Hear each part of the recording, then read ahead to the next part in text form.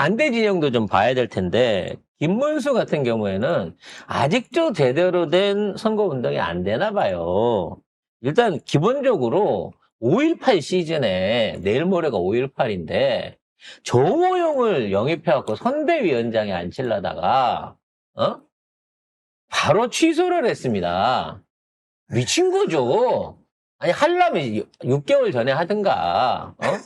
왜 5.18 시즌에 광주 학살할 때 계엄군 사령관 하던 정호영을 상임 고문으로 위촉을 하려고 그랬다는 거예요. 왜긴 왜야? 그 뿌리가 그거니까 그렇지. 그것보다도 그 안에 있는 애들이 뭐라도 지금 실적을 내야 되잖아. 그러다 보니까 이게 똥인지 된장인지 약인지 독인지 모르면서 지가 할 수 있는 제안을 막 던지는 거고 그런 제안들 속에 김은국이나 이런 놈들이나 하나 표에 도움 안 될 애들을 막 끌어다 대갖고 붙이고 있는 거예요. 김은국은 싸우고 있던데 사람들하고 또 너나 사고 치지 마라 너나 욕하지 마라 이러면 댓글로 막 싸우고 있던데. 그래가지고 지금 광장 세력하고의 결합을 추진한다고 석동현이가 들어온 거 아니에요. 그 얘기는 뭐야? 옛날에 맨날 여기 윤호개인 집회 나오던 애들하고 말 그대로 광장에 있었다고 정광훈이 패거리들. 우리 그 김계목 여사가 얘기했던 광장에 있는 사람들을 모아서 세력화해야 된다라고 하면서 신나게 욕했던 거 기억나잖아. 그때 뭐라 그래서 석동현 저 알지도 못하면서 와가지고 윗자리만 차지하고 있다고. 이건 우리가 만든 거라고 얘기하고 있는데 석동현이가 걔를 데리고 들어오겠다고 지금 선언을 하고 있는 거야. 심지어 석동현이 아스팔트 흡수하자라고 하니까 후보님이 동의했다라고까지 얘기를 했어. 근데 왜냐하면 정호용에 대해서는 김문수가 그거는 저하고 미리 상의된 게 아니라 제가 지방 일정을 3일 동안 계속 하면서 그 사이에 저도 모르게 한 거기 때문에 후보 모르게 되는 경우가 어디가 있어. 그럼 발표를 하지 말아야지. 그래서 이거에 대해서도 석동현이가 후보님도 동의했다라고 밝히는 거잖아요. 그리고 누구야? 후보가 누구야 도대체? 후보가 누구며 지금 이 캠프를 끌어가고 있는 대장이 누구냐고. 김 후보라고 하는데 김 후보가 누구야 도대체? 김 후보? 씨. 김건희 후보. 아니 어쨌든 김 후보니까 이게 이상하네 그러고 보니까. 그래서 이 아스팔트 세력들 정광호의 결국은 끌어들이고 합당은 대놓고 못하지만 얘네들이 옛날에 건진법사 하듯이 실권을 쥐고 흔들려고 하는 거. 일단 당선이 돼야 실권을 쥐지 모질이더라. 그래서 이건 전략적으로 미련한 짓입니다. 오히려 더 거리를 둬야 된다고 얘기하잖아요. 얘네들을 끌어들이나 안 끌어들이나 걔네들은 이직해요. 그렇죠. 문제는 얘들이 들어와서 자리를 잡으면 이직을 하려던 사람들이 뭐야? 정광훈이 패거리들까지 오는 거야?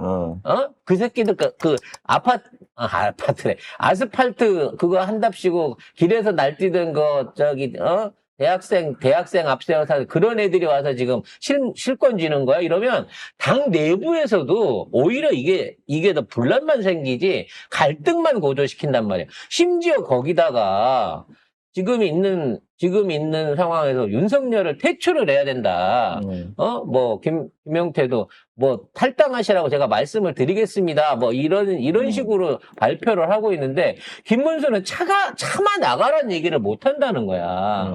그 김문수한테 결정 권한이 없는 거 아니에요? 김문수는 무서운 거지. 만일에 발을 빼버리면 없는 가운데 사실은 유일한 스폰서가 윤석열과 김건희 돈일 수 있어요. 조직도 그렇고 현재 운영하는 자금도 그렇고 그런 상황에서 윤석열의 영향력을 못 벗어난다라는 거를 간접적으로 시사를 하고 있기 때문에 시간이 지나면 지날수록 지금 있는 김문수 캠프의 정당성 그리고 일반 국민한테 호소해야 되는 계엄에 대한 사과라든지 내란에 대한 어떤 면책을 할 수가 없게 된단 말이야.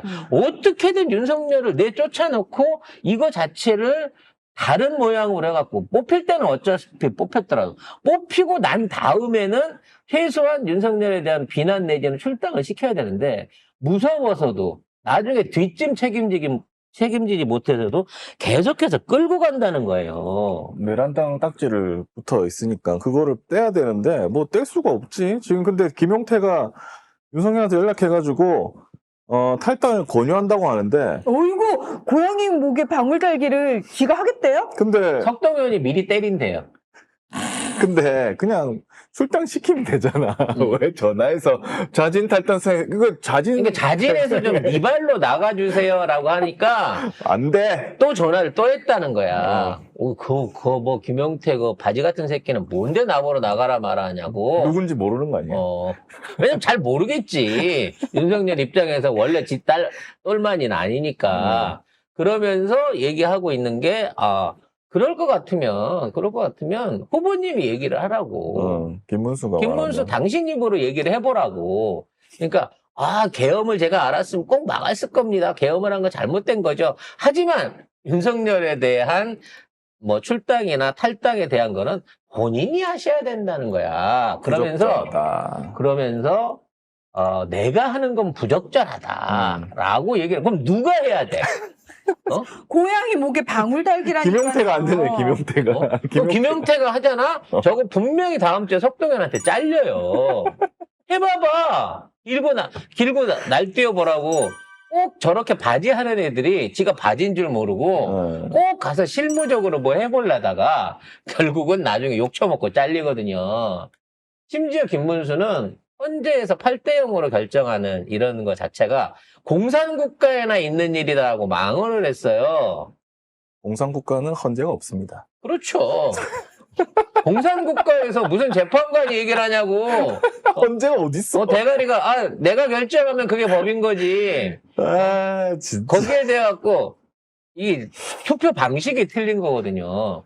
몇몇이 투표를 하고 그 결과에 따라서 결과가 나오는 게 아니라 윗대가리가 자 이거 던져놨는데 찬성이야 반대야 라고 했을 때 거기 반대할 놈이 어디가 있냐고. 반대하면 돼지는데.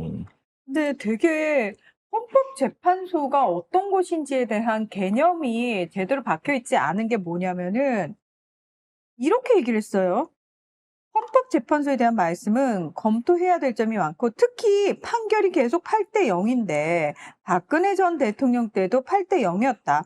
그거는 우리 기자분들 승복하는지 모르겠는데 저는 이 만장일치를 계속한다는 것은 김정은이나 또는 시진핑 같은 공산국가에서는 그런 일이 많이 있다. 아니 저기 헌법재판소가 뭐 하는 곳인지 모르세요?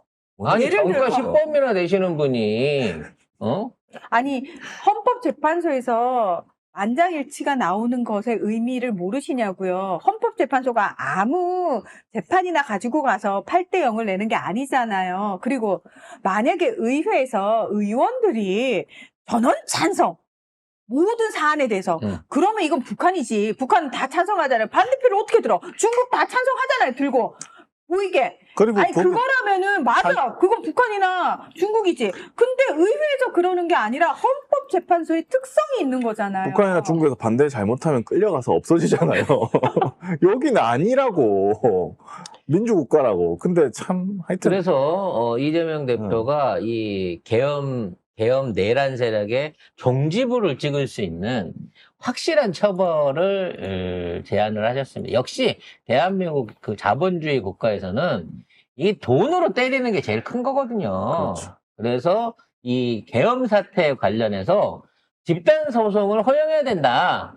그러니까 국민들이 지금 이미 일부에서는 시작을 하고 있습니다만 계엄을 통해 갖고 일단 경제적으로 핍박해졌고요. 당시에 너무 놀랬어요.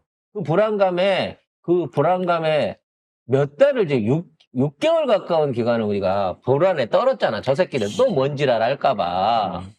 나의 기저질환이 악화됐어, 계엄 때문에. 그래서 당분간 쉬어야 돼요, 지금. 네. 그래서, 지금 중요한 건 뭐냐면, 이런 행위들에 대해서 집단소송, 내지는 국민배상을 할 수 있는 소송을 허용해야 된다라는 거죠. 이걸 앞으로 밀고 나가겠다는 거야. 그래서 정신적인 위로금이라도 10만 원씩만 받자. 그럼 얼마 안 되잖아요. 한 5조 원밖에 안 되잖아.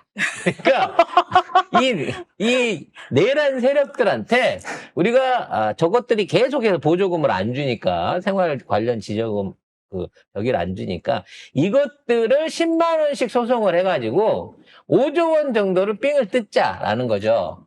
근데 제 생각이에요. 이게 10만 원이라는 예시가 나온 걸 보면 이미 5조 원이 있다는 걸 확인한 게 아닐까. 5조는 계속해서 지금 우리가 나오고 있는 금액 기준이 딱 5조예요. 강릉의 그 이렇게 치나 저렇게 치나. 강릉에 들어왔던 비올 마약하고 부산항에서 그 마약을 못 샀으니까 그 돈이 아직 남아있을 거 아니야. 아무튼 그래서 5조 원 정도를 우리가 국민 소송을 하게 되면 못 받는 게 아니고 받아낼 수 있다라고 하는 그러네. 내부적인 그 저수지 용량을 확인하신 게 아닌가. 그래서 골고루 다 드실 수 있게 한 컵씩 나눠 드실 수 있게 그걸로 위안받을 수 있게 우리는 금융으로 힐링 팩트하고 저쪽 것들은 그 갖고 있는 불법된 그 자금들을 탈탈탈탈 털어내가지고 씨를 말려버릴 수 있도록 다시는 이런 공작질을 못하게끔 5조 원 정도 되는 국민 배상을 한번 시도를 해봐야겠다는 생각이 듭니다. 마약을 사서 국민들을 왜 나눠줘요? 네. 자, 1부 순서 여기서 좀 일찍 정리를 하고요. 2부에는 우리 직위원 관련한 속보들 정리를 좀 해드리고, 그 다음에 이제, 계속한 정치 얘기들, 그리고, 간간히 뭐 취급할 필요는 없지만 너무 바닥거리고 있으니까 이 준석이에 관련된 새로운 정보와 준석이의 아주 어두운 앞날, 이런 얘기들을 2부 순서에 풀어가 보도록 하겠습니다.